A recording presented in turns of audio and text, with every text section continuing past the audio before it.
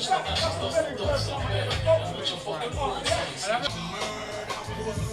the man can't let you put it inside. Nice confirmation. We got the big son.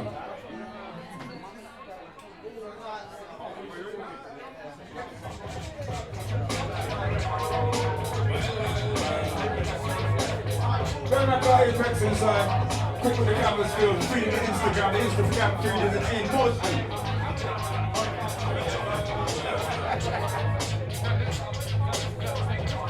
I think I put the whole foot there, you know, the 30 plus the fuck through them inside, you know. The mobilized. We need all day, and some say that ain't productive. Cause at the let the stop right now. I see clearer than most. I sit here continue with this cheese on toast. I feel the pain. I'm good, well, famine. Lessons and keep jamming. So, people, strengths in the doctor, make sure you're trying to get opportunity to see him do. Definitely worth your while. Jerk chicken, jerk fish.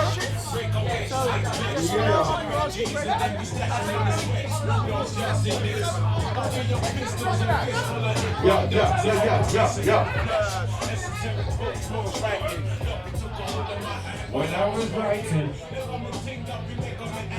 I summed up the power of banana plan. Witness the fitness, the property living.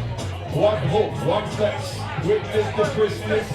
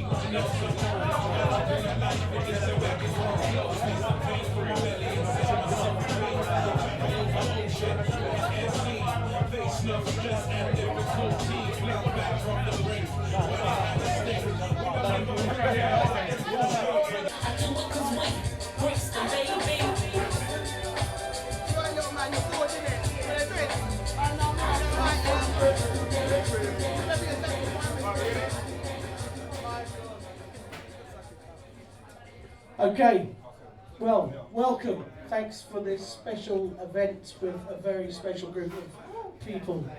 They need no introduction, but they are coming to a stage near you, and tickets are available. www.kingdem.co.uk. This is a live Q&A that's going to be followed by their world exclusive first listening of their new track called The Conversation, We Ain't Done Yet. And the floor is going to be open to questions from all of you. I'll come around with the mic. We're streaming live on Instagram on all their channels. And when you see any of their posts, please tag and share, because this is a completely organic campaign. And they're putting the work in, and they need the help of their people to support that. So I'm going to start with the first question that was left by Asian Hawk, house DJ from sHop. And it's one for all of you to answer individually, but it is, what individual artist, album or song inspired you all to pick up the mic, and when did you first do so? Big question. Bloody hell. Firstly, I'd like to say thanks to everyone for coming out. Big up all the crew inside, definitely.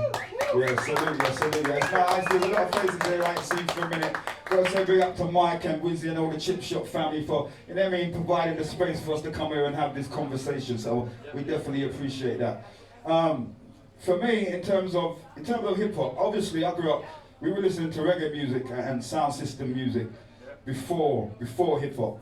So that's really the foundation. But for me, in terms of a hip hop record, the hip hop record that did it for me, which is gonna age me a bit, was Rockbox by Run DMC. That was the tune. Like, that tune was the tune that first really got me excited about the idea of being a rapper.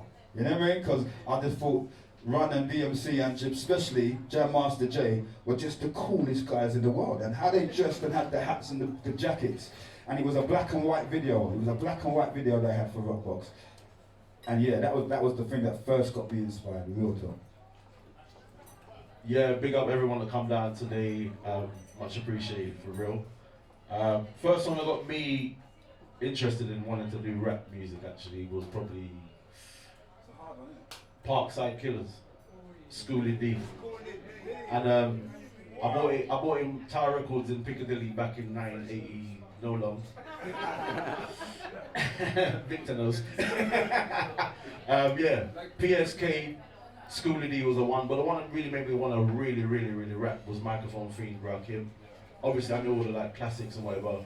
I used to, you know when Biggie says, I used to, I let my tape rock till my tape pop. That was me, listening to Westwood on a Friday night on my little crappy cassette deck that some brother sold me for like a $5 on my estate. And I would rewind it, write all the lyrics down in pencil. I don't know what he said in some lyrics, but you know, till I memorized it, that was the one that made me really write lyrics.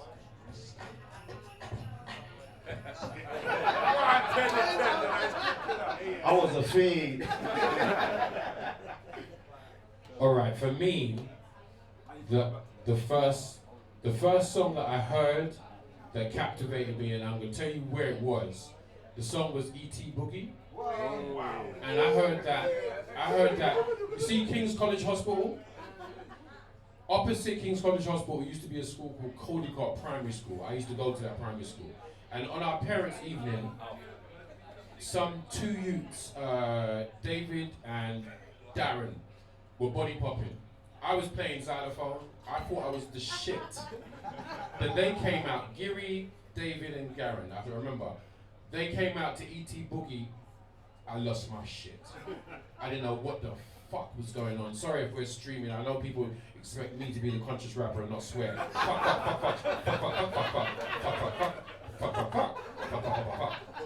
Let's get it all out. Apologies. Yeah, you know what here's the customer. Yeah. So when I heard that song and just how, because anyone that knows the beat, dum dum dum dum dum, I was everything else went out the window. So when I heard that song, it tapped me into everything else, and from that moment, you know, even Tony Blackburn, sometimes they'd play a hip hop record and I'd go crazy, and that was the beginning for me. Can I just wind back a bit? Like Tony said that it was PSK by Schoolie D that got him into hip hop, and it reminded me of a memory like the first time that we went on tour. This is pre-London Posse. We didn't have the name London Posse. When we first went on tour with Big Old Dynamite, we were actually on tour with Schoolie D as well. He was on tour with us. So I was like, I was just about to turn 17. I was 16. I was just about to turn 17, and it was Schoolie D and DJ Cold Money. And I used to go out on stage with Schoolie D and be like, you know how you would have your guy like, you know, your security guy on the corner of the stage. I was a quite big 16-year-old. Yeah, you know what I mean, the Bobcat style. So yeah, back then we was on tour with Big Old Dynamite in 1987, 86, 87, and I was Schoolie D's kind of security guard on stage when we was doing this tour across the UK. We went to Glasgow and Edinburgh for the first time and all of this stuff. And you just reminded me of that, so I appreciate you, bro. Yeah, PSK, Parkside Killers, big tune, definitely. Whoa, that's a history lesson. Oh, yeah. Brilliant. Right, anyone in the room with a question? Don't be shy. Okay. Just 1 minute left. We got G. Right, because you guys are all individual like legends in your own right, yeah? Like, is there like an album coming out from you guys, like a supergroup, a project? Because if you guys got together and had a project together, it would be like massive. Honestly, bro, that's part of why we're here today. Like, people know G, I spoke to him earlier, he didn't know we were here today, so he don't actually know what we're doing here today still. He was just passing. But we're actually going to play some new music that we recorded today, and we have a project that we're doing together. Us three are the base of it, but we're actually going to invite some friends to come and get involved as well. We like, between us and our MC friends, we're supposed to be able to do something incredible, really and truly. But that's definitely the plan to, like, you know what I mean? Like, yeah, man, get the vibes up, get the energy moving, and definitely get some music running, innit? Most definitely. I can't even add to that really, other than it's in the works. It's in the works. And you're gonna hear a piece today. Because of that concept, this flipping two people are always in my WhatsApp bothering me all day, and originally we came together to do a tour, and then we went in the studio and magic happened, and we all started looking at each other like, wow, what is this? Because imagine, I don't want to get into it, but imagine you know people so well, you know their records, but then they're standing next to you and they're writing off of what you're writing, and you're like, wow, it's like, I feel like it's like writing with Rakim. That's how I feel. Like writing with Rakim is like writing with Tony Black-Twang and Rodney P. So it is happening, and it's crazy. And it's also, we're doing it not just to be ego driven, we're doing it because we feel like the scene need it. The scene need to see people like ourselves collectively together, and it says a lot. And I feel like the reaction to the record has shown people that, oh, okay, people are really trying to correct the mistakes of not working before together when we're doing that. So yes, G-Bag, who's an amazing artist, by the way, make some noise for G-Bag. We're doing that. What's the name of the crew? Kingdem. Not the man them. I just send a shout out to the man called Nutty P as well. He's like the fourth wheel in this crew, you know. My man's got beats. If you don't know about Nutty, check him definitely. My man's got the tin, no doubt. Okay. Nutty on the buttons. Look out for that tagline. Okay. If you guys were hip hop, if there was a hip hop honours show for the UK hip hop world, who would you pay tribute to and perform what track? And who would you like to see perform one of your tracks? Poor. That's from Blokey Man on Ty's thread. That's right. Say it one more time. Big up Blokey, man. Okay, That's a good question. There's 3 questions in one there.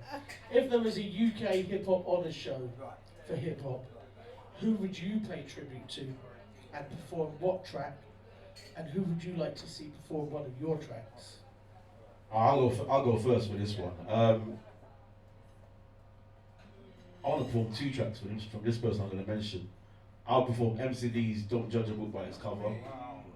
Or, what's the other one you did? No, you don't get 2. Stop hogging all the tune then, bro. Stop hogging the tune. That guy's a legend, bro. Like, shout out to MCD wherever you are. Silent Eclipse. Big up. That's the one I'm talking about. That's the one. That's the one I would perform. Like, that one or that one. Government Piss Off or Don't Judge a Book by Its Cover. That was epic when it came out.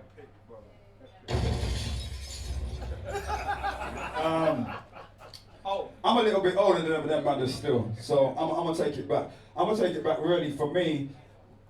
When I first got into the UK hip hop scene, I first started going out and seeing UK artists. It was a different day. Like it was a different day. Like it was a very Americanized UK hip hop, and the group that I really first got into, and I actually saw them there was on a program called Black on Black that used to come on when Channel 4 first came out. Remember that, yeah? With the lady with the grey hair, yeah. You see, we need more of that now. Anyway, Black on Black. And there was a group, a UK hip hop group that was Pretty Boy G and Stevie B. It was a City Limits crew. It was a City Limits crew. Gary Beadle was an actor. You would, if you saw him, you would recognise him. Yeah, he used to be in EastEnders. He's done a few things, but he was Pretty Boy G. And that crew, they used to come out in like navy suits, like you remember Officer and a Gentleman, that movie there, and they would come out in like white navy suits. And I would them one there, like them times I'm still in school, like I ain't even thought about it yet, really. Them one there, so City Limits crew would be the crew that I would first salute and say, them man laid it down. City Limits crews like Family Quest, crews like, obviously, I was there that day in the Wet Club when the Cookie Crew made their big bus and tore down the place.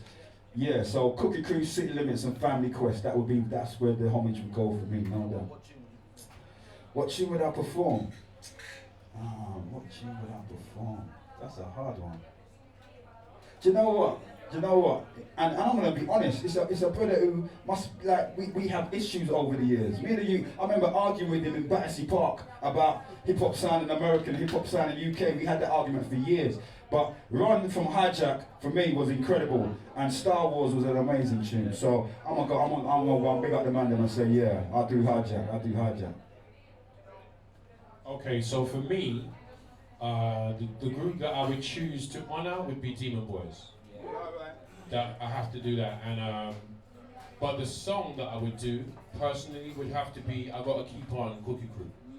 Because I feel like as women in hip hop, we have not really made a point to really celebrate the women in hip hop that came through, that made classics. So Moni Love, Cookie Crew, She Rockers, you know, there's a couple. So I would take the step of actually doing a female tune just to be different, and I think that we need to big them up personally. Yeah, but can you do the running man?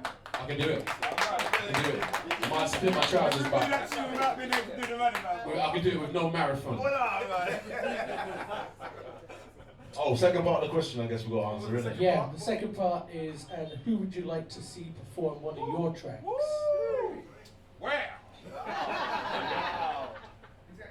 What, as in like a new artist? Or anyone?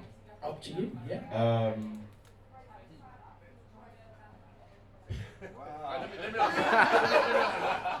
I like 21 Savage to do. I'm playing. I'm playing. For me, I'd like to see someone from the grime generation. Maybe Gets. I was going to say, that's the name that came to mind. Gets do maybe do Witness the Fitness. Huh? Oh, my song. Wow. See, but what song to do? I got to pick a song. Oh wow, this is awkward. I've got one. Put it out there. I got one. I'm out like these guys. I think like, you know, there's some imaginary conflict between the UK hip hop and the grime scene, and for me that's an imaginary conflict because we're related. And as a duo, I'd say let Krypton Conan do Money Mad. That will work for me. You know what I mean? Like that will work for me. I still can't think of anyone to do my tune, to be honest.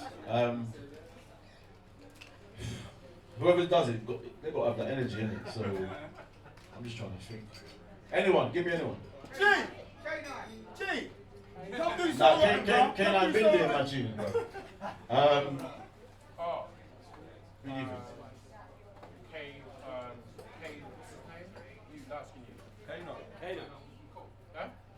Actually, I know what I want. I'd like a Carter to do Deadwood South East. Yeah, there you go.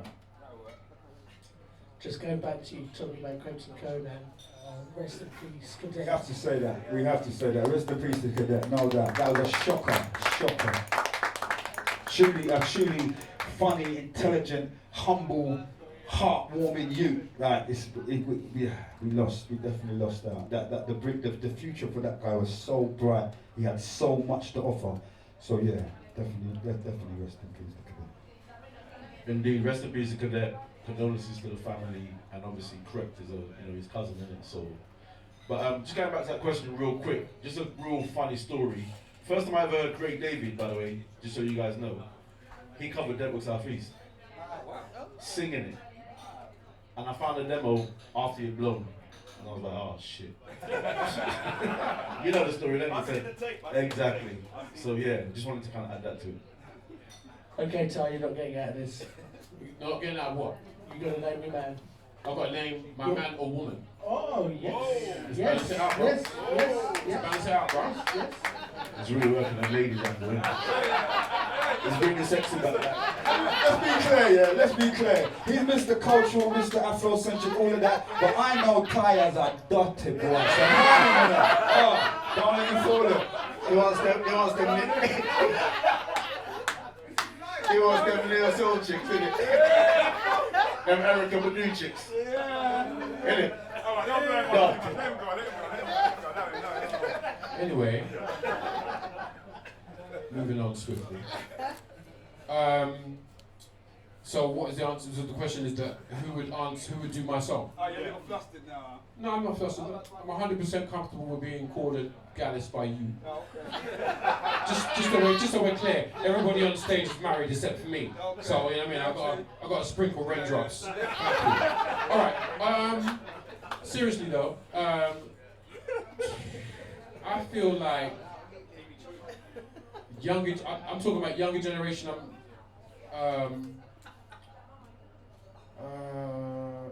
younger generation that would do one of my songs? I struggle with that. Does it have to be younger generation? Nope. Choose across the board. Oh, okay, so we're talking about internationally? Anyone you want. In fact, for you, Ty, dead or alive. Dead or alive? Why not? Thanks. Just to get an answer and move on. Thanks, buddy. Why am I going to call? What's the word inside? Wizzy. Right, dead or alive, I'd like to see, no, seriously, younger generation. I'd like to see Kano doing,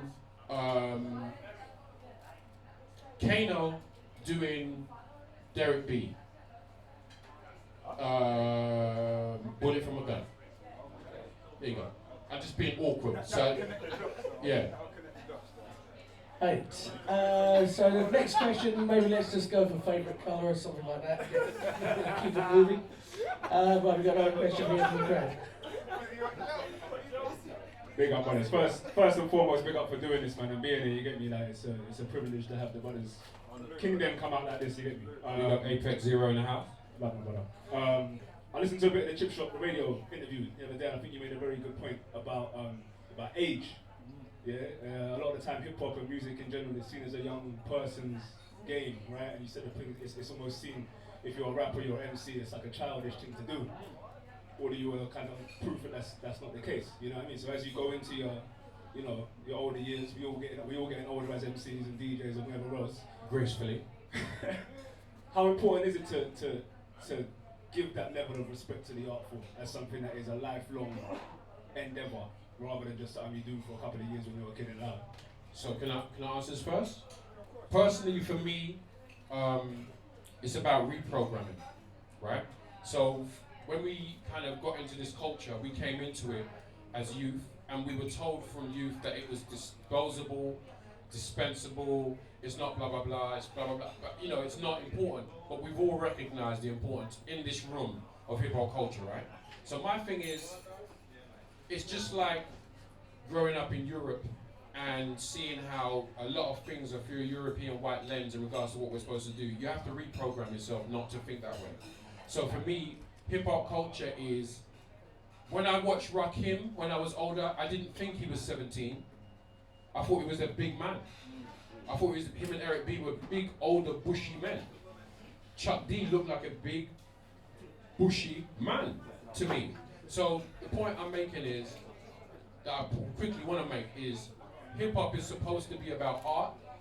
We decide when to do it, how long to do it, and I think we need to kind of change the tariff a little bit. Like we're very, I find the music industry heads that don't give a fuck about us are the ones to tell us that, oh yeah, it's youth music. It's like you don't actually care about the culture, you don't care about our lives, so you shouldn't dictate the premise of how we should approach it. So and that's why I really want the younger generation, the older generation to understand that you really are supposed to just be spilling your guts, doing your art form. Marvin Gaye didn't know when he made that record, when he made those records, that he would be affecting us now. Marvin Gaye would be told he's too old to be singing now, but that's not the truth. So I think we need to apply that. When I watch Patti LaBelle and I watch Aretha Franklin, I'm like, do you know what I mean? These are very good examples. Like, who is Stevie Wonder? Who is going to be Stevie Wonder when Stevie Wonder passes? Anybody's funeral, if Stevie Wonder doesn't speak, that's it. That's the most powerful moment in any funeral, is when Stevie Wonder talks at a celebrity thing. And if we apply those rules of age, Stevie Wonder wouldn't be playing music now. So I think we have to reprogram how we look at letting the music industry tell us what we're doing in the music. And that's why I have no confines to what I'm doing or how I'm doing it. And that's what I think a lot of us do, and that's why we're here today. So thank you for letting me answer that level.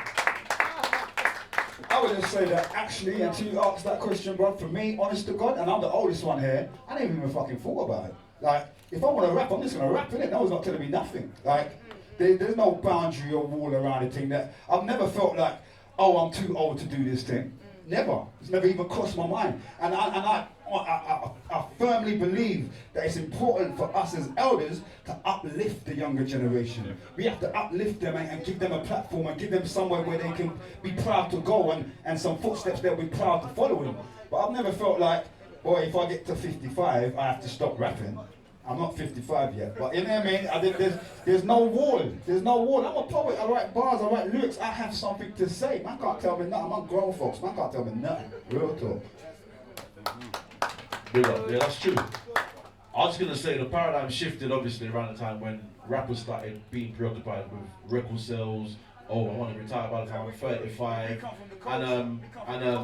Oh, rapping up. You still rapping at 40? Well, I can't remember the line the game said, but he said some shit anyway. But basically, I feel like this is the only genre of music that puts a sell-by date on artists, and art is an expression. Art is your thoughts. Art is your feelings, your experiences. Like, and you know, as long as we're breathing, you're gonna still have stories to tell, because you're learning every day, and we're still gonna be doing that. So I feel like age, and I think Rakim probably said it best, that age doesn't matter when something's stuck in the fountain of youth. I can't remember. I'm paraphrasing right now, but he said something along them lines. But to me, age is just a number, bruv. Like, it's not like you run up and down the pitch for 90 minutes or nothing like that. If your brain is sharp and you stay sharp, then your lyrics will be sharp. You see what I'm saying? So for me, yeah, it's irrelevant. It don't matter to me. Like, I write bars every day anyway. The whole reason why I went to get a job, by the way, just so I can let you lot know, is I'd rather do my art as an artist rather than it be my hustle. If I make money from it, all well and good, but I'd much rather be making money somewhere else. I ain't gonna be like, oh damn, I gotta do this and I gotta do that for the music. You see what I'm trying to say to you? So that's the whole reason why, for me, art is just art, and I choose to express it. Just to add to that. No, I just want to just quickly say that art is our hieroglyphics. Our contribution to expression or capturing the day, the current day, is our hieroglyphics. So imagine if people in the Egyptian times were being told, nah, you don't need to write that, you shouldn't record that. No, it's actually our responsibility to record our art and our expression. So that's what we're doing. I think Chuck D answered that question a couple of years ago when he just decided he was going to have two groups. Right, we've got another question here from the floor. Don't know this chap. Your name and your age, please, sir. 15. Yeah. Anyway, I'm going to put you guys in the spot. That's I know you've been in the game for years and years, and you've all done tours. So what I want to know from each one of you is no real tour stories, but your best show and one of your funniest moments at this show. Start with Rocky. That's too much, bro. Answer the question. Okay, my funniest moment. I've got a couple of them. Me and Ted can talk about this one. And he knows about it too. My funniest moment was on stage in Zurich, I believe it was. Was it Zurich? Germany. It wasn't Germany, man. It was Zurich, wasn't it? It was in Switzerland, and I've heard this. so I was in Switzerland doing a show. Show was live. It was packed in the club and all that. And man's, you know, like how you get excited and you get on them, you know, oh, Mr. Keva, Kingdem. Anyway, so you know you get on stage and you're like feeling it and you're rocking it, whatever. I jumped on top of the monitors. You know them little, the slanted ones on the floor. So I stood on these monitors like, boom, and the monitors went, and I went into the crowd.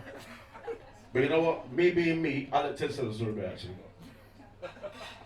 Well, no, it's not that I want to tell it better, but I have it on video. So I've watched it a few times. I can record it with a bit more clarity. Yeah, as he said, he was vibing on stage. He's like, okay, Teddy, you ready? Put his foot on the monitor, and then leapt up onto it, and it shot off the stage, hit this guy in the chest. And then Tony went down onto his back, and then managed to flip up back onto his feet and start the song in time. Like, it was a Superman moment. So I'm gonna give you that. And Ty was actually to the side of the stage, skulking like this, like, oh my gosh. If only there was Instagram right now. So, let me just add, yeah? Because of my angle, right, what you got to understand is that Tony became the disappearing man. So you know when something goes zoop, he literally went back on his back, but he's like he just disappeared. And then we were like, oh no, he did not. And then he popped back up and dealt with it and continued the song. But what was so funny was afterwards he really tried to brace it off. Like, yeah, I'm like, no, bro, you fell down, you disappeared. That could have been tragic, and it was hilarious. But it was one of the things about that story that I think is really important is we were all together, traveling abroad, repping the UK. There was no egos. There was no who goes first, who goes second, no blah blah blah. We were just artists abroad doing something, and we're here today. And that's the thing about that story that I love. Yeah, my story's not that funny, but but I've got a lot of stories. There's a lot of stories, but it's true. Colin asked the question.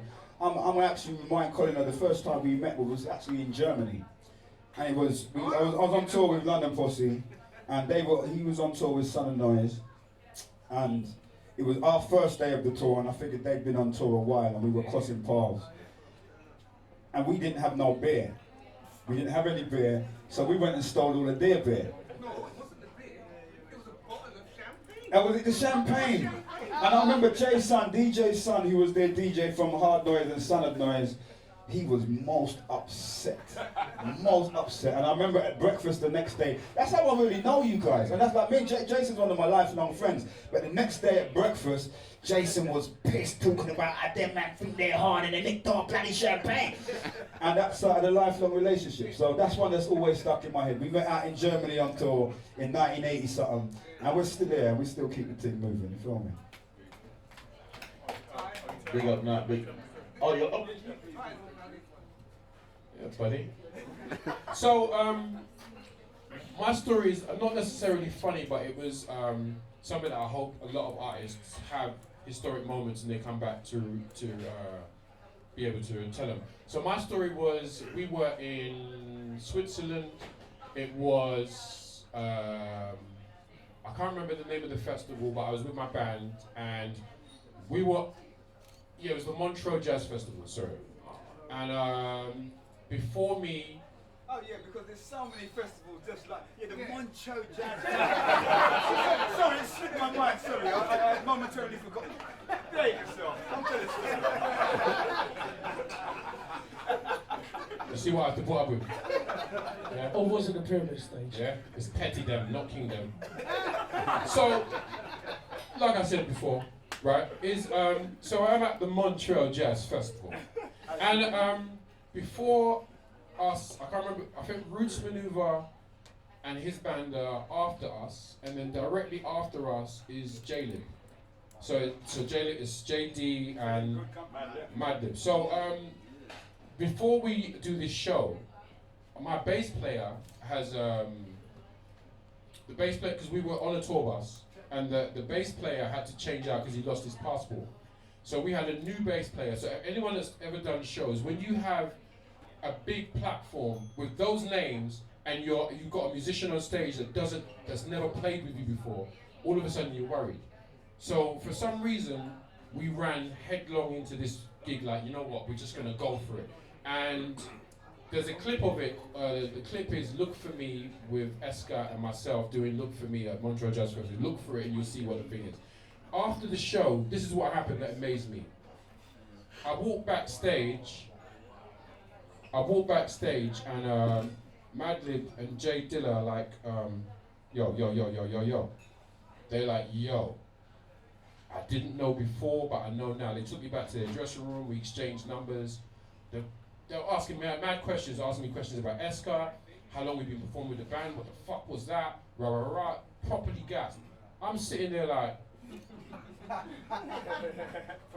is this really what's going on right now? And that's my story, and that's kind of how I feel about performing with these two. And working with these two in the studio. That's how I feel. It's a similar vibe. So, thank you, gentlemen. Petty them.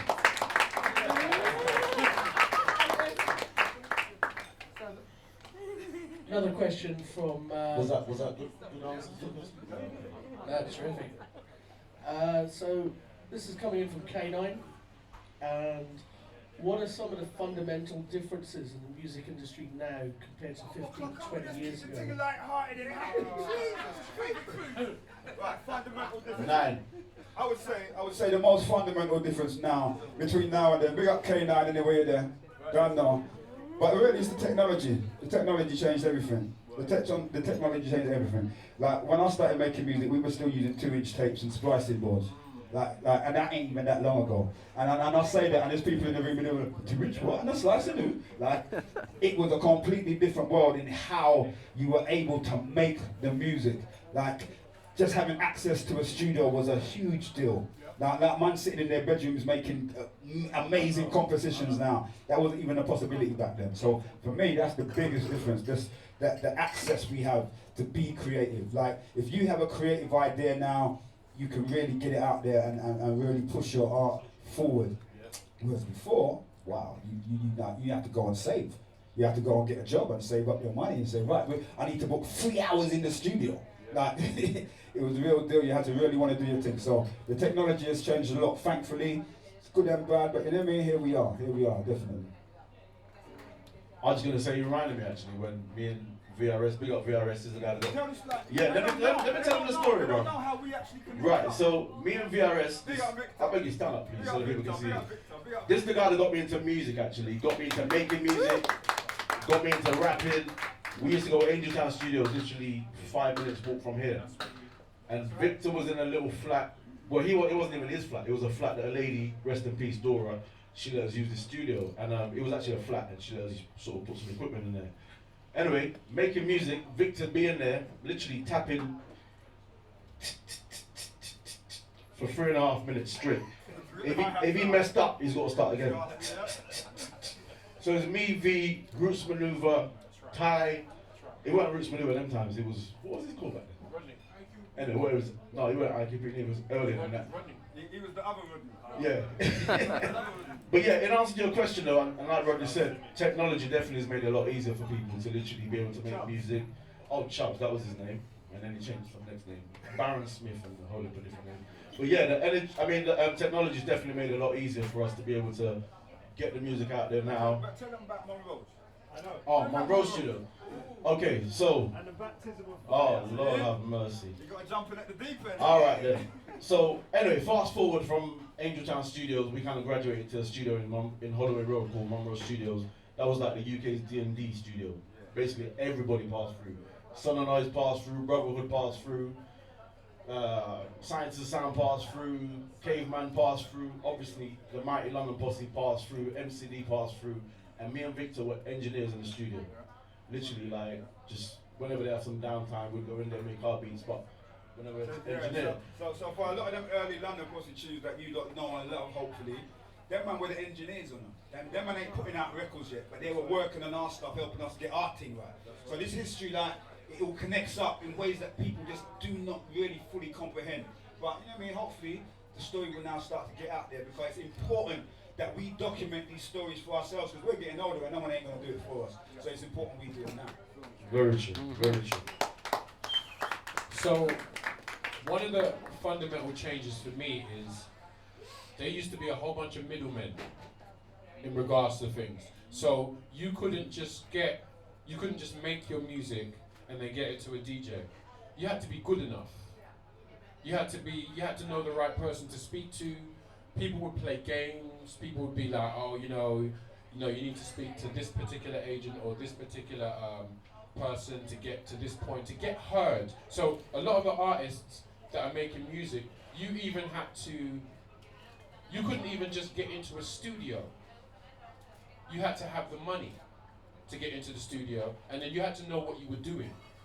You didn't have time to play. Yeah, you have time to play because literally people were basically charging you from the second you put your bag down to the second you lift your bag and go out. So the change for me is a lot of people were able to make music in their bedrooms, or pretty much finish their records in their bedrooms now.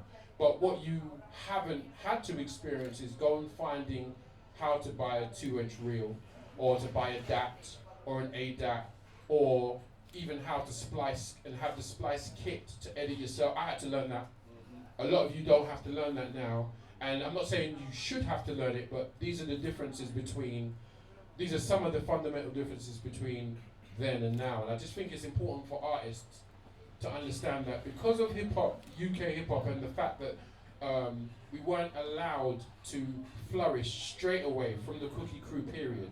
A lot of people shifted away, and a lot of us stayed the course and had to learn how to be enthusiastic about a music that wasn't necessarily going to make you money. The difference between the time back then and the time back now is when you're making your music, you have a lot more visibility or possibilities to make yourself visible. Back then, we didn't have the internet. So if you imagine, take away the internet in regards to how am I going to get my song or how am I going to get noticed, what you have to do was either be good or be consistent. So a lot of us had to go, so just to answer your question, the difference between, just to continually ask your question, shut up, shut up. Okay, now just to answer your question consistently is hip-hop artists back in the day used to come out to go to events because they had to, or they wouldn't be seen.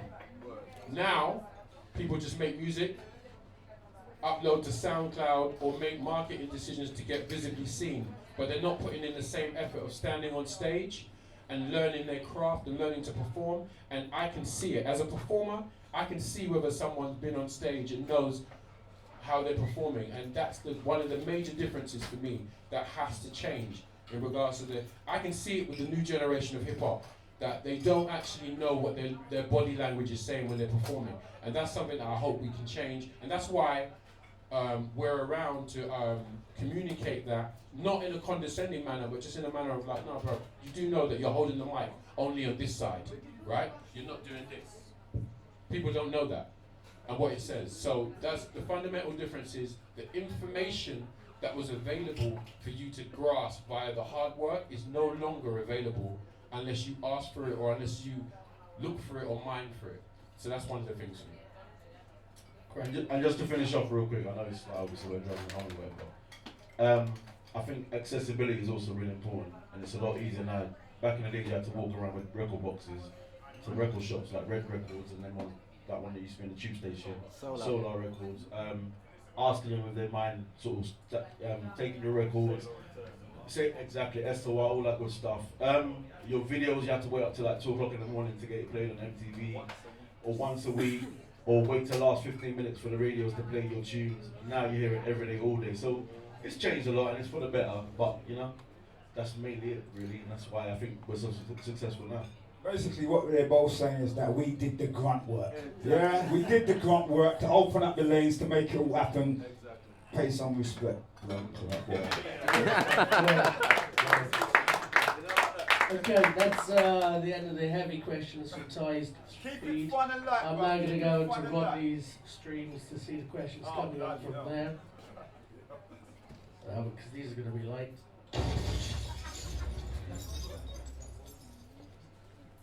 Okay, first up, favourite martial arts movie? Ooh, favourite martial arts movie. I got a few of those. Yeah, Real to Real, my event that happens once a month in Lavender Hill in Battersea, Kung Fu thing. Don't watch it, but you'll see that. I'll be plugging it. But favourite Kung Fu movie, I'd say Prodigal Son, or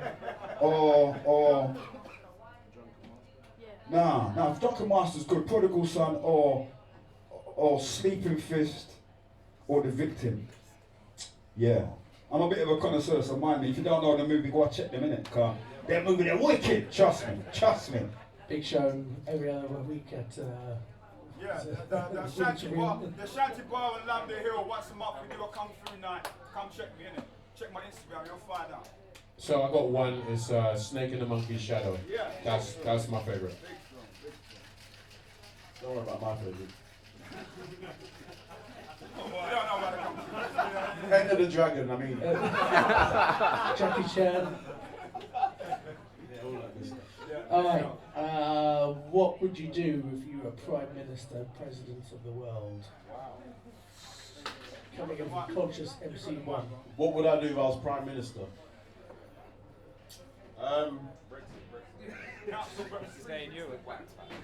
What is it? Bring Brixton back. Yeah, for real. And bring back the West End as well, because you can't even get in there anymore. You can't park, there's no Astoria, there's no borderline. Is there borderline still? No borderline. There's no borderline, no Astoria, no nothing, bro. Like, but anyway, if I was Prime Minister for real, I would just make sure that, you know, try and make sure that the people are still, you know, people still care about people. Because right by now, it don't seem like they care about anybody but themselves. And this is like, the reason why, we look at England and Britain, not to criticise too tough, but the reason why Britain's so rich is because they exploit the people so much. You know what I mean? All they want from you every single minute of the day is money, money, money, money, money. So as much as I might sound like a socialist, it's more about caring about the people if I was a Prime Minister. I'm a socialist, by the way. Yeah. I've done no shame in saying that. I'm a socialist. Really quick, I would, if I was government or president of a country or the world, I would let all MPs know that the paedophile ring stop now. Yeah. Anybody caught doing that is dead, Cut off your bars. I'm killed. So you better find a new thing to fancy. Done. And now you know why we don't do politics. Maybe you should. Alright, so what we saying? You know what? Okay. Enough with the questions here, dog. I want to hear some blood clot music. This is too much change. Come on. Big Ten. Can we got, you know what, people? We said we're going to play this first ever Kingdem tune, but we also have new music from Black Twang, and we got some new Rodney P music to play as well. So it's not just one tune we're playing, we've got a couple. So before we answer a couple more questions, let's just play a little one tune. Get some. Get him the Kingdem tune, bro. Get him the new thing. This was produced by Mr. Whoa. Oh, hang on. You want to give him the story? Give him the story then. People, it's produced by Mr. Nutty P inside. Some Nutty on the buttons. Yeah, Shout out Mr. Nutty P. But yeah, this track's called Conversation. It's called A Conversation. In brackets, we ain't done yet. And we called it a conversation because we were just in the car. I think we was doing like a lot of promo stuff, as you do. You go to the PR companies, try to get some clothes for the tour, go take some pictures, go do some adverts and whatever. We were just chatting in the car. And yeah, the conversation really is what we were talking about. Same thing we're talking about now, some of the questions you're asking, that's the conversation, thank you. That's the conversation a lot of people are having, and we just kind of addressed that in the track. And we pretty much wrote it, like we wrote it together back to back, following on from what each other said. So it was a genuine conversation between us. Shall we just play it and then we can talk about it after? Alright. Sure? Yeah, man. Okay. Louder than aggressive. Nutty on the buttons. Louder than that, man. Louder than that, man. Yo, I'm done sliding into DM. I'm on tour spending my per diem. Sliding into BM, booking hotels. Me and bad mind, we can't tell. There's planes, trains, automobiles. We're doing it hard to tell. I'm in YSL, in my SL. Don't active with my brothers, we ain't taking no L's. We're still winning. But I hate the shit we appealing. Them boy that caught up in the feeling, got a look in the feeling. Knocking down my AJ. Never done the same. If you thought that was fresh, what's this? I came in, I thought to myself, Michael's in here somewhere. You know what I mean? I didn't even know this was on. I just been playing football at the rec, and we came up here. We Fresh. a cup of tea here. And then I seen like we came up like, hang on a minute. What's going on? Join you about it. Hard to tell. I'm in YSL, in my SL. Don't active with my brothers, we ain't taking no L's, but still winning.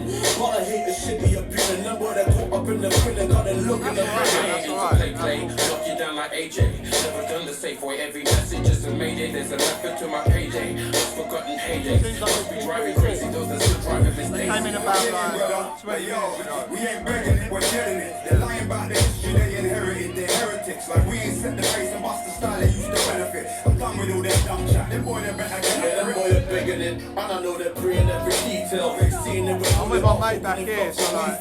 They're in the WhatsApp groups, forwarding emails. Screenshotting chats and making memes like they're female.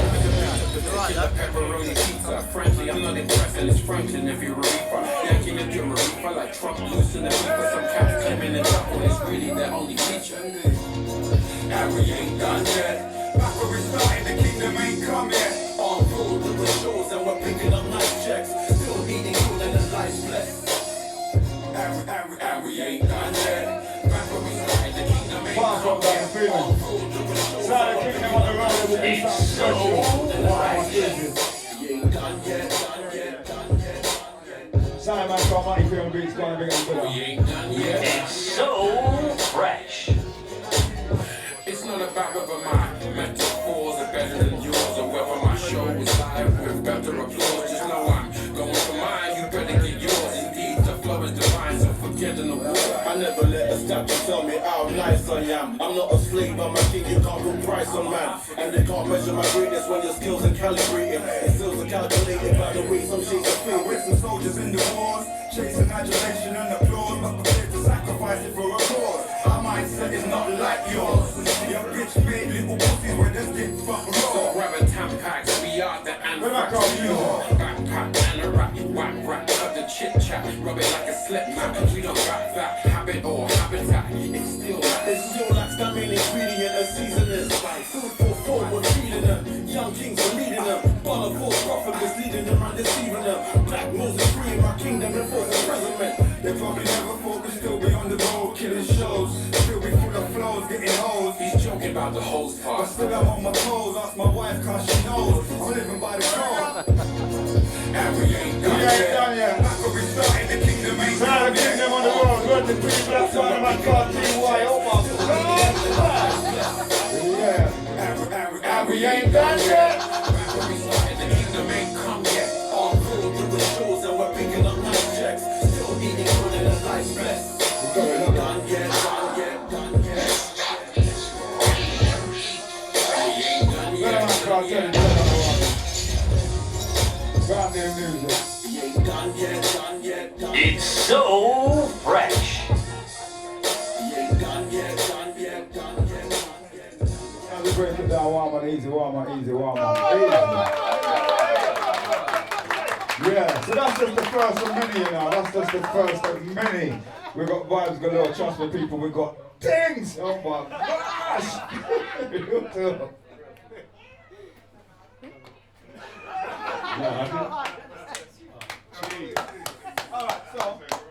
Alright, so Izzy, can we answer some more questions before we play some brand new Black Twang and some brand new Roddy P music? Cause we're Okay. staying active this year. People are back here. Any questions? From... Yeah. Yep. So recently you did something called The Route, where you had like a lot of artists. I think it was in Brixton Jam. Yeah, in Brixton Jam, You're yeah. gonna do that again because that was wicked. Yeah, I'm planning on doing a lot more promotion actually. I know Ty's got his event as well called Pass the Torch as well that we did in the Jazz Cafe recently, which is about doing exactly that, passing the torch. The route was more of me like calling my older MC friends to come and do something and celebrate the culture that we come from. Because I'm not a rap fan, I'm a hip hop fan. Like I like breakdancing and body popping and graffiti and all of that shit. That's where I come from and that's what we wanted to represent. And Ty's thing is Pass the Torch, which is us as MCs saying, there's a whole generation of MCs coming behind us who deserve the light and deserve the platform to come and express their art. And it's important that we as elders try and facilitate that for them too. So yeah, there's gonna be more. I'm dragging out my old boy them, but also we have to uplift the younger generation, the generation coming behind us, and connect those dots. Because in a lot of cases, you know, the young people feel like they were left out on their own and had to set the reset button. But actually there's a lineage to all of this. And we're here to give whatever advice and you know, help uplift them in any way we can. Which may not necessarily be musically. It might just be about advice on how to get through this jungle, this swamp that we all swamp through, you get me? Let me? But we're here and we're actively trying to create platforms for our future generations in this hip hop culture that we love so much. Real talk. Real, excellent. Cool. In terms of question from me, with the upcoming tour, obviously 8 cities, and I take it you're going to be looking at local talent to be the support. Any artists that you've got locked in that you can share with us today? Well, you know what, I can tell you for sure though, I got one man in Birmingham, Malik MD7, yeah? Malik MD7 is foundation and them man are some real generals. And I feel real glad to be able to say that my man is gonna come bless the stage with us. Cause he's a man that I've known for a while, I know how real about this thing that man that are. So yeah, Malik's gonna be with us in Birmingham. We do have other people set up in other cities. I don't want, you know, man, bust my nuts too early. You feel me, like? But it is about like, it's not, you know, like we have to understand this Kingdem thing ain't just about us three. Like it's not about us saying, yeah, we're the kings of this thing and show us respect. Actually, it's about uplifting this thing. There's a lot of kings. There's a lot of kings in this room and queens too. In this room, there's a lot of MCs I know have put in the work and helped build this foundation that we've all been able to grow from. So yeah, we need to recognise that. And as we enter your town, we're looking for the man in that town to come support us in the same way that we support them. Real talk. I just quickly want to say that with the Kingdem thing, what's really important is people understand that we put this together. This is normally what happens is a promoter says, hey guys, you want to come and perform? Or hey ladies or girls, do you want to perform? Do you want to do this? We put this together. We were like, we want to do this. And then we got an agent involved and then they made the booking. So the point of it, yeah, focus. Focus, don't fuck me up now. Focus. All right. So the point I'm trying to make is, when people look at this tour, they need to look at it like, actually, imagine an artist that you love or check for making a point of making the tour happen themselves. That's very different from just someone saying, hey, I'll pay you a certain amount of money, can you come and perform a tour? We're trying to create an interest in our genre, in our legacy, in the hip-hop artists that are around, younger, older, that still want to rap over hip-hop beats. We are creating that content for people to say, wow, there's something in my calendar that I can go to that's UK hip-hop. That's not just a particular brand of people, like, oh, it's a particular set of people. It's like, wow, these people, you don't see Rodney P, Ty, and Black Twang together on a UK stage around the country. You don't see it. You see shows where we're either headlining or supporting on our own. But for us to come together and put something together, we need the audience to understand that we're trying to adapt to the problem that has been in the UK in regards to the industry not really understanding, wow, these are grown men. We're treating them like boys. We're treating them like girls. These are grown women. We need to treat them properly. What do you want to do? And that's what we've done. We've turned around and said, okay, this is what we want to do as grown people in hip-hop. We want to put this together, and we want all of the other hip-hop artists, younger or older, to feel like, wow, if they can do that, we can do that. Or, if they're doing that, that's actually a good look for us, because you're showing us that there's an audience that we can perform to. Because we're not trying to hold that audience for ourselves, but what we are trying to say is, we have to create these platforms and these outlets and then do it. And that's what we're doing. I want the audience to understand that. Because a lot of people are looking at, oh, it's just a show. Nah, you don't get Rakim saying, I'll get on a plane and come to London and sleep on your couch to perform at your house tomorrow. That's what's happening. So people need to understand that. Very much so. This ain't about bitching and moaning. This is not that. This ain't about bitching and moaning. This is getting up and doing and creating the lanes and making sure there's something left behind us that young people can learn and build from. That's the reality of it. Simple as that. And the reality is, like, my hustle is complex. I do a lot of shit, but I'm a hip hop guy. This is where I come from. Everything that I've done that comes afterwards was built on the fact that this hip hop culture gave me something to look forward to. So, yeah, I want to make sure we leave something behind for the next generation to look forward to. Real good. Great. Other question? Yeah. When you look at hip hop now, it seems everybody's going vegan.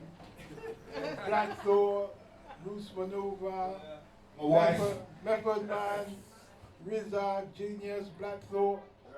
So obviously, vegan movement is having an impact on the hip hop movement. I don't know if it's direct vegan movement. A lot of them might say they got that from the Rastafarian movement. Yeah, you know what I mean? Like, so how you got there, it might be different journeys to get there, but actually people are thinking more holistically about how they deal with their whole life. It's like, you know what I mean? Chicken burgers on the road ain't always the best way to live. Although I may well be ordering a chicken burger later, so don't close the kitchen door. All right, greetings, greetings. So, how, in terms of your cultural background, where your parents come from, what impact did that have on the way that you viewed music and the way that you express yourself through music? So I know you all come from directly from different places. Beautiful question. As an African living in the UK, what I had to experience in regards to growing up in Brixton in the 60s, 70s and 80s, I'm lying about 60s, 70s, 80s. Yeah. What I would say the shaping came from, a lot of people say, oh yeah, you're an African MC, so fellow Cootie, and I'm like, fuck off. That's not the thing. What the thing about being, the parent influence for me was understanding that, okay, be yourself. Even in an environment that despises you, be yourself. Make sure that you rep your family and you rep your honor in what you do. And for me, that's what I learned as far as making music, as far as, everyone's always known me as just being that guy that will just be over here. I won't necessarily follow the pack. That's completely to do with how I stand in society and how my parents were treated and how I was treated as a young African person in a Caribbean community.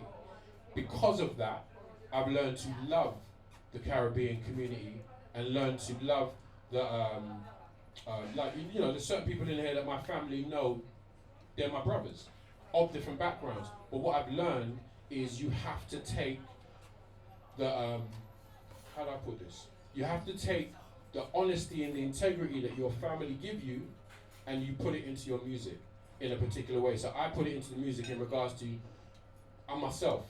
I've got to be myself. If, you know, like even if I'm in a room full of people that everyone's saying, yeah, blah, blah, blah, blah, I'm going to do what I'm doing. And I think it's about individualism.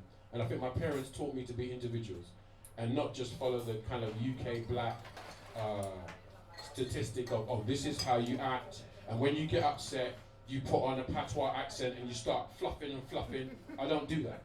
If I get upset, if I'm at, Teddy will tell you, if I get angry with someone, I don't do it the normal way. Because I'm not that person. So it's about those things, do you know what I mean? Yeah, man, rascal like bumper.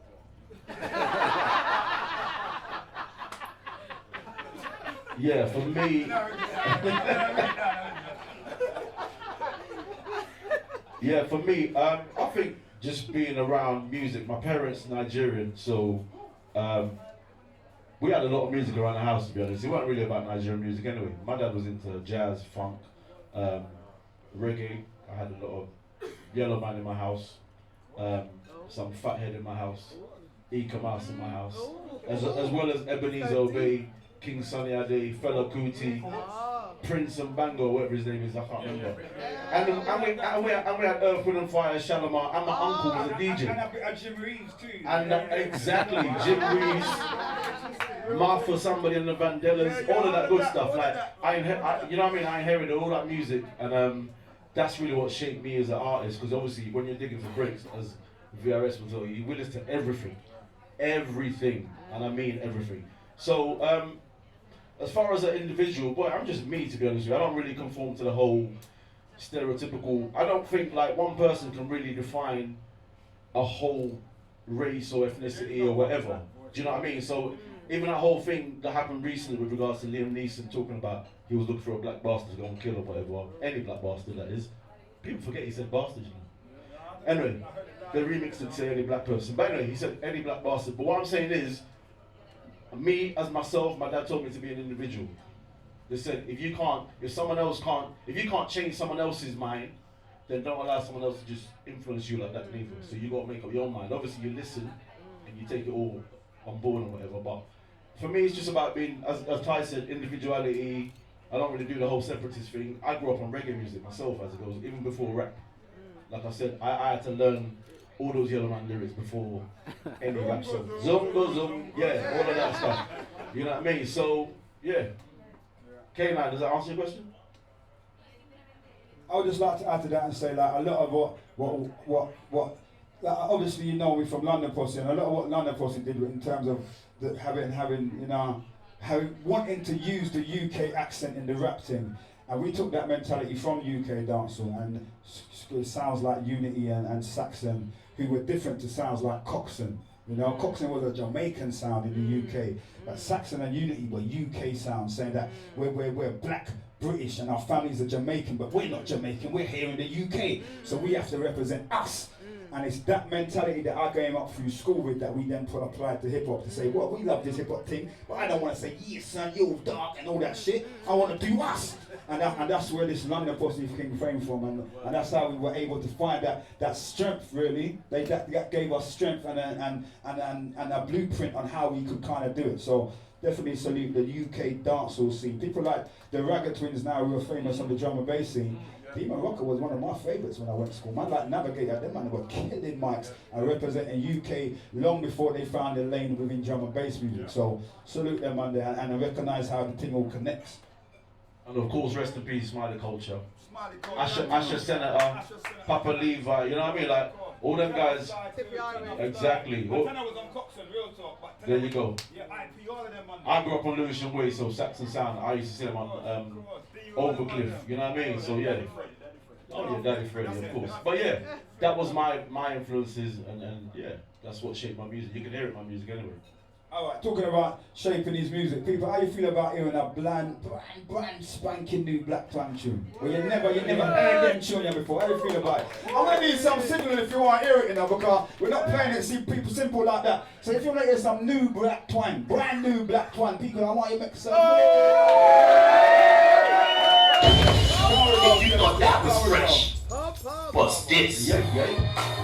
Produced by Harry Love. Level. It's what's a nostra.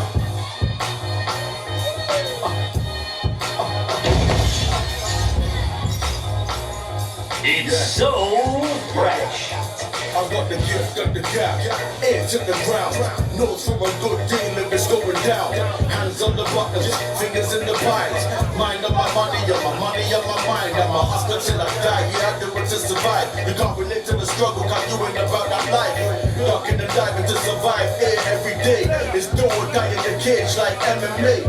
What you know about cash in the ceiling, stashed in the attic with Ford and automatics. Consignments, more than smaller packets. We're under surveillance, they using all the gadgets. They read your address to see what's under the mattress. Entrapment to freeze all your assets and leave you plastic. Maggots, I got the love for the boy them. That's why I boy them if I can't avoid them. Whether I'm out of town or at home in Croydon. Recession's licking and there's high unemployment. Necessity is the model of invention, especially when the money is too tight to mention. I've got to get it, I've got to get it. I've got to get it, I've got to get it. I've got to get the fuck out of your shit. I've got to get it, I've got to get it. I've got to get it, I've got to get it, yeah. I've got to get the fuck out of church. I've got to get it, my enemy's necessary. Now I'm not worried, it's off the back of a lorry. I'm never betting how I'm getting to the money. Whether legit or dodgy, I'm on that cheese like toppings. I've got my kids and them mommy, they betting on me. I'm spending money, ain't asking or begging anybody. If I can't get money quicker, then fuck off, you ain't no benefit. I don't fuck around with the dollars like I'm selling them. When it comes to getting it, I ain't got no etiquette. Everything in life's got a price, if they're selling it. They capping me out, chatting, but I'm irrelevant. This man is obviously can't add up, look how we're selling, bitch. Artificial intelligence with no evidence. Your outfits don't fit the wrong measurements. I used to be up early out of my residence. On the road, shotting exclusive orders for presidents. You know the Oscars, bitch, trying to get rich. On the lookout for undercovers who snitch. One time I got nicked on High Street Camp for trying to show a movie, watched the old bill for a bill. I got banged up in a cell for the whole fucking day. I got interrogated, but I didn't have nothing to say. Asked me to be informant, I said no fucking way. No comment all day. I've got to get it, I've got to get it. I've got to get it, I've got to get it. I've got to get the fuck out of Dodge. I've got to get it, I've got to get it. Damn. I've got to get it, I've got to get it. It's so fresh. Yeah.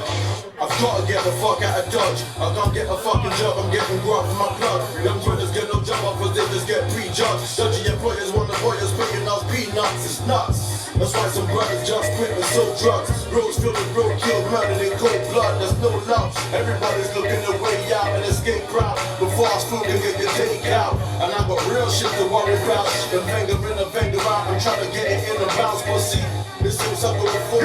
It's a game of life and death. For the odds stack for the bookie. It's a battle ass bookie. I'm on the gangster boogie, thanks to Dussy. We're all in the empire down like cookie. So far, so good, touch wood. I've never been burnt or go out red handed with hot goods. I almost got books slipping like black ice. They said I set up a heist at the jurors and black fries. What they didn't stick wasn't my bricks on the bricks. Them pigs were full of amp like SW6. I didn't stick around, I kicked quick. Rolled out of there like some Goodyear tires and quicks fit and dodge. Everybody trying to get rich quick. Remember Wu told you be careful, click, click. I've got to get it, I've got to get it. I've got to get it, I've got to get it. It's so fresh. I've got to get it, I've got to get it. I've got to get it, I've got to get it. Get the fuck out of Dutch. To get it. I've got to get it, I've got to get it. I've got to get the fuck out of Dutch. I've got to get it, I've got to get it.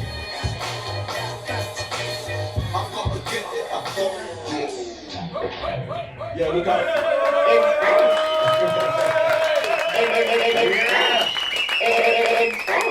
That one's going to be coming out on the Rotten City album, so look out for that. It's called Dodge City, produced by Harry Love. And yeah, you already know what we're dealing with, innit? Bang, bang, bang. Just had a question come Yeah. through. It's in relation to the Kingdom's track in terms of its release and its availability. So let people know. Well, I'll say I'm actually signed to True Thoughts Records, which is an independent label that does incredible music. Because they're all about the quality of the music, and they're just waiting on us to deliver. And we're going to be having this project finished by the end of next week. We'll have an EP ready to go, so it will actually be available before we end the tour. Like by the time we start the tour, there's going to be music. So if you want to buy some brand new music, come check us on the road, innit? Because it's going to be good to go, no doubt. And full details will be available on kingdem.co.uk. Absolutely, absolutely, yes indeed. I also have an album coming this year. I'm going to play you we're going to take a couple, you feel like taking a couple more clips than we feel? Because I'm a bit peckish still, I want some food, because the food in there is delicious. But we'll take a couple more questions, then I'm going to play you a new tune off my new forthcoming album called Enough's as Good as a Feast, as we speak about food. And I've got a new tune featuring actually one of the new young leading lights that we talk about. Ocean Wisdom's on this tune, and he's an MC that I think really in this window of time is really pushing the boundaries and things. So I'm gonna get a little sneak exclusive of that thing. I want you to drop all these bombs on it before you you know what I mean? But what we saying? Ask some questions for us? Oh, okay. A couple more questions that we bust that. Next question I want from someone young. Want a young person to ask a question here. Okay. Come on, step forward. How young is young? Is 21 young enough? Yeah, he looks young enough. I won't take that question out of context. So, in terms of hip hop music, what you guys created back then and what you're hearing nowadays, what do you what inspires you and what would you want to hear more of? Good question. What inspires me really and truly as far as artists goes, or just in general? Like hip hop. Hip hop artists. What inspires me now, if I'm being honest, is just honesty really from some of these artists. Like sometimes you hear a lot of stuff and you're thinking, yeah, okay, you know it's not true. That's not true. You ain't killing nobody like that. You know what I mean? But I think when I hear artists such as Koji Radical, because he, you know what I mean, it's quite interesting. Wretch 32 is quite introspective with, you know what I mean? Wretch is amazing. Yeah, I mean, obviously it's just, I like to hear balance. So I don't mind hearing, I like Gigs too. I'm a big fan of Gigs. I bought his first album, Walk in the Park, I had all his best of Gigs mixtapes. So it's kind of nice to have a balance where you can have the Scarface type lyrics, but you can also have, you know, some Spike Lee type things that make you food for thought. Do you know what I mean? So that's what I'm inspired by, really, just honesty. I'm inspired by skills. Simple skills. Gigs has got skills. Anyone that is not sure about, you know, his content or whatever, you look at him as a vocalist and how he approaches a vocal on a track. He kills it every time. He always comes with a different style or a version of a style. I like skills. So you can use his voice. Yeah, I love it. I love it. That's skills for me. Gets for me is the elephant in the room in regards to that is the second coming of MCD. If anybody wants to know, like his Gets has got something in regards to the way that his generation gravitate towards him. Even the things that he says outside of music, Gets is someone that I'm really watching him and I'm enjoying what he's doing. So younger generation for me, I just want to see skills and sincerity. And sincerity means actually understanding that, okay, if you're, express yourself. Like we only got a certain window to actually capture what your youth is about and what you're seeing. Capture it with as much honesty as you can. Like, because the youths are feeding off of what you do to survive in this world that we live in. So if you're giving them rotten food, understand that what you're giving them. If you're gonna give them healthy fruits, cool. If you want to give them a balance, if you want to give them chicken chip shop stuff, not chip shop, Brixton, chicken chip shop. If you want to give them that type of food every day, fine. Understand what you're feeding them. So to me, the music you give and the music you make is actually feeding the generation that is listening now. So the music that Cadet has been making will feed his generation. If you we wouldn't be here now if the music that we made didn't feed you. So that's all I want to see with the youth. Actually really think about what you're doing and make sure that your music is feeding people. Yeah, and I would agree with all of that. And I would also say though that a big part of what I like with this new generation is the hustle. Like, them man own their thing and control their thing and set their pace. There's a lot of people in the background who facilitate what you see in these videos and on these TV screens and here on the radio. And those are guys who came up in the struggle, came up through the hustle. We have man like Sincere and them man, they put out the Fredo thing, and them man are Clint Atkins and them man, Twin B, Corey Johnson. Them man are in the background hustling and owning, they're dealing with ownership. We're not giving it away. Like we came up in a time when we had to give it away because that's the way the system was built. Them man ain't doing that no more. Them man, they run their thing, and I respect that. So it's good to celebrate the artists, but we have to celebrate the hustle too. As hustlers, that's the only reason we've been able to stay out this long is by the hustle. I have to respect what them youth they are doing. They hustle hard, and I love to see that real talk. Thank you. Okay, final question. In Spanish or in English? Here we go. Respect to all three of you. Inspiration, definitely. You might have answered this question already, but as a group, who would you like to collaborate with? I know you spoke about females earlier on, Ty, but as a group, who would you, at the moment, looking into the future? As what, see us as a collective and bringing in a fourth person? Man, that's a hard one, you know. There's a lot of people I like. I like Apex Zero still. You know what I mean? Like, there's a lot of people I like. But really, in terms of switching up the energy and switching up the vibes, I really like Kojo Radical. Like, I really like what he's doing. And he fits into the space. Like, he fits into that grimy, drilly, trappy kind of space without being any of those things. You get me? Like, he brings a different kind of energy that really kind of uplifts the thing. You know what I mean? Like, so I've got a lot of time for that. I don't know him, I've never met him, but as a listener and as a fan, I really rate that dude, definitely. I'd probably say OG Roots, aka Dirty Goods, aka Dirty Dukes, aka it's quite hard, you know what I mean? So like OG Roots is someone I'd bring in. K9 obviously, just people that got vibes, people that got skills, like you said, and people that got something to say that they will fit nicely into what we're about, because we're not about like this is levels, you know what I'm saying? Like this is levels lyricism. It's not about just we'll just throw this bar here because it fits and whatever. It's about saying something in there and, like you said, giving them something to think about. So for significance, I'd like to see Dizzy, Wiley, and Skepta involved. I want to see them involved. Whether they want to be involved or not, I'm not sure. I'm putting it out there that the door is open, and I want them to be there because of the significance of what they've done. I'd also like to bring or include So Solid if I could, because the significance. Like, We can call Swiss later, bro. yeah, Swiss is on my phone. Real talk. But for significance, like, I want them to understand, because sometimes the energy has been, people, I want them to understand the door's open. Like Kingdem and what it represents means you should be absolutely key and be involved. We have to stress this Kingdem thing is not just us three. Exactly. Here. Like, we recognise that there's a generation of kings and queens. And queens. There's a queendom to this situation as well. I'm not just saying it because I'm trying to get a wife. I'm just saying it. So yeah. Alright.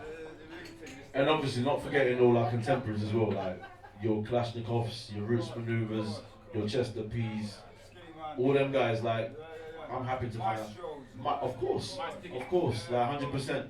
Them kind of guys, obviously we're gonna be reaching out to, like, try and get something to do, something collaboration with them. So definitely, like, don't trust me, it's gonna be good.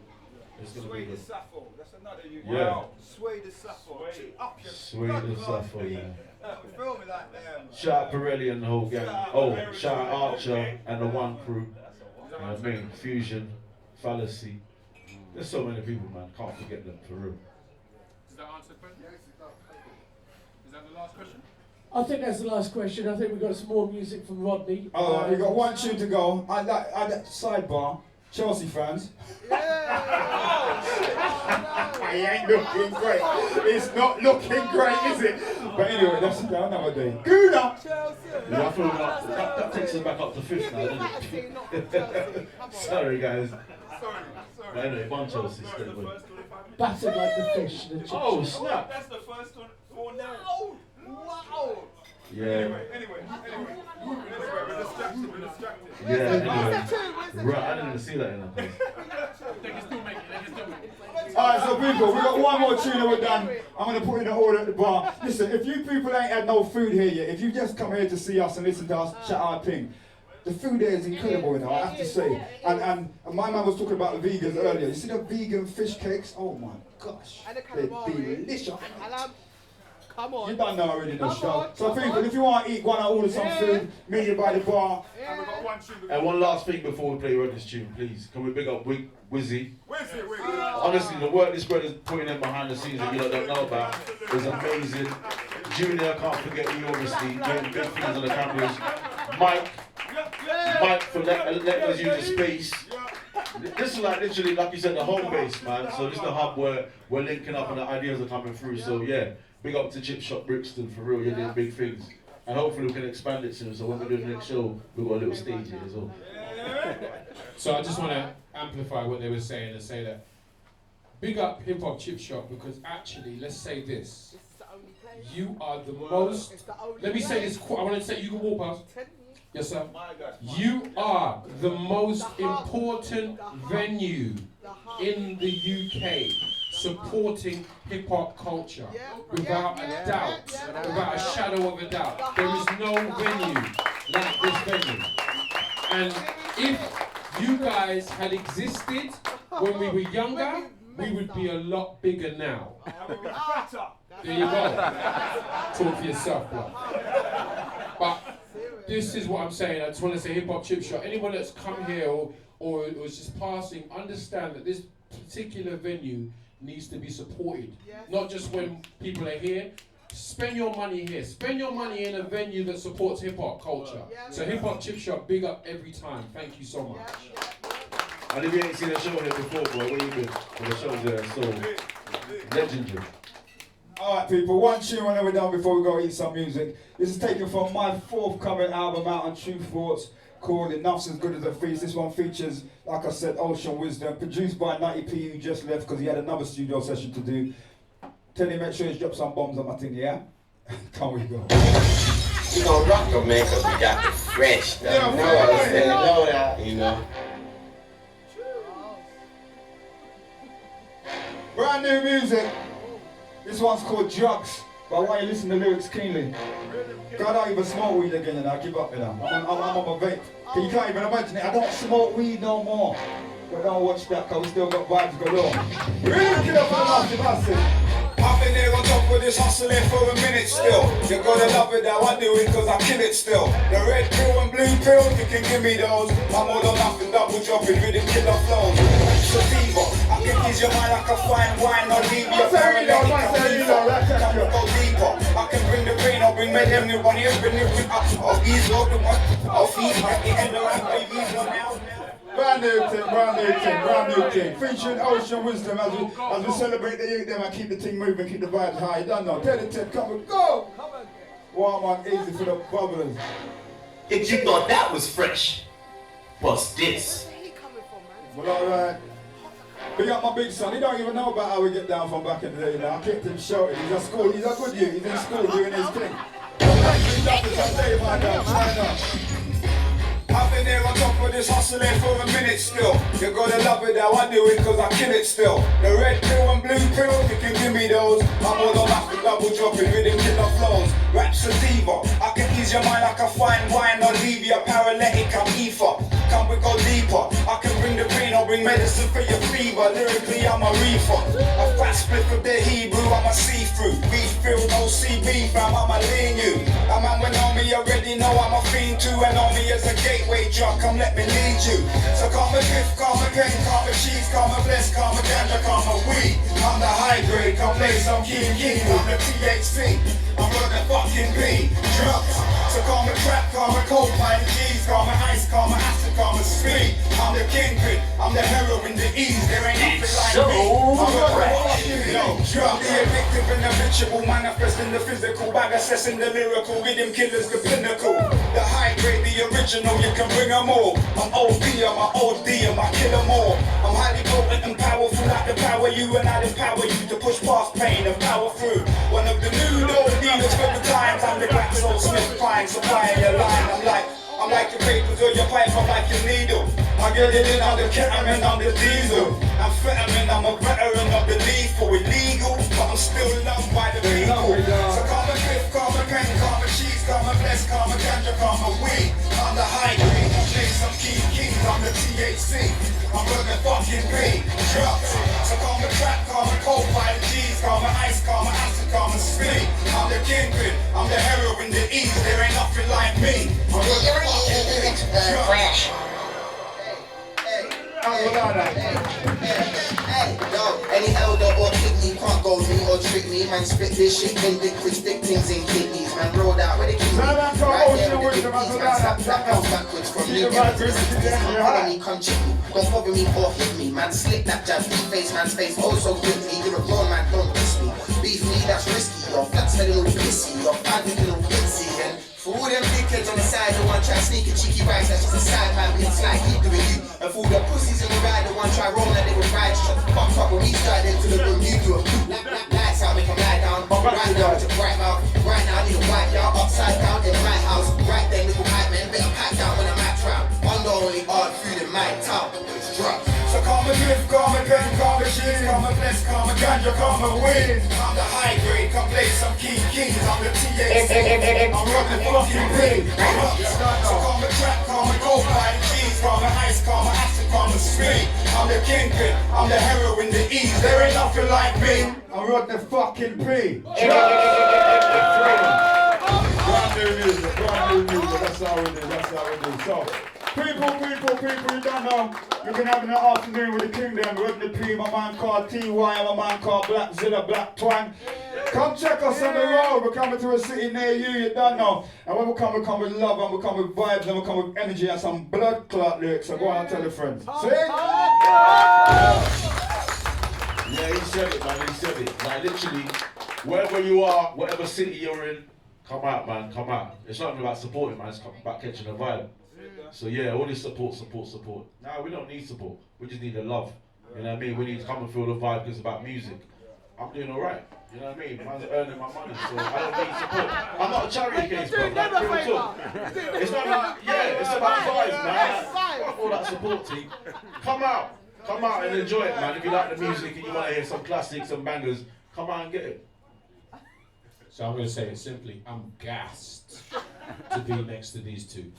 So to do the tour Yeah, I'm gassed. I'm gassed in the studio. I'm gassed in my WhatsApp group. I'm gassed. So it's an absolute honor, and I also have some CDs to sell. So if you want to buy some CDs, yeah, I'm hustling. This is my job. This is my job. So thank you very much. Big up to DJ Big Ted. Thank you for DJ Teddy Ted. Ted. Just call me Teddy. Hold on.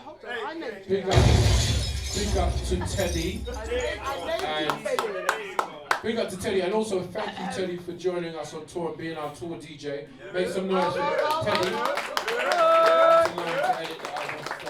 Cool. Enjoy. Blessed Sunday. Thanks for coming out. Thanks for coming out this afternoon. We really appreciate it. All the people locked in online. It's all love, yeah? Like, thank you so much, Carl. You could be anywhere else. You could be in your Sunday roast, beans on toast and all that. Yeah, so we appreciate it, for real. Kingdem on the road, Rodney fucking Pete, Mr. T.Y., and of course, you know who I am. Black Twat. I'll tell you